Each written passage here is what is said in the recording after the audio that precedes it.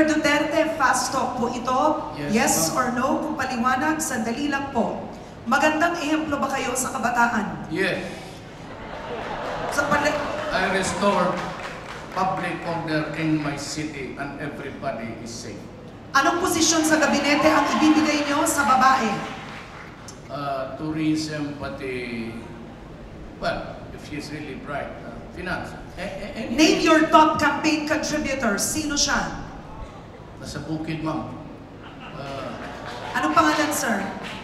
Emilio Ginaldo. Sabi niyo po, you cannot be a president if you cannot kill. Papatay ba kayo kung kayo ay pangulo? It's not the actual. Takot kang mamatay, takot kang pumatay, huwag kang magpresidente.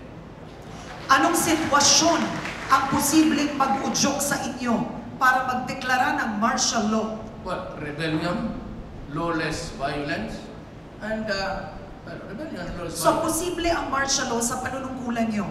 No, kandabi. Wala naman, hindi na ganun kalawak ang rebellion natin. Papayag ka bang mailibing sa libingan ng mga bayani si dating Pangulong Marcos? Yes, definitely yes. Because it has divided the country until now. Halos lahat ng Ilocano galit kung bakit ganun ang nangyari. Kaaway It's na ba? time to heal. Kaaway na ba natin ang Amerika kapag kayo'y naging Pangulo? Sila naman nag-aaway.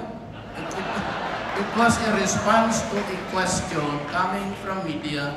It's a concocted, hypothetical question, and I was only replying to it. Yes, kung gusto nila. Alright. Kaaway mong illegal na droga, anong gagawin nyo sakaling malaman po ninyo na isa sa mga anak nyo ay gumagamit ng illegal na droga? Pantayin mo.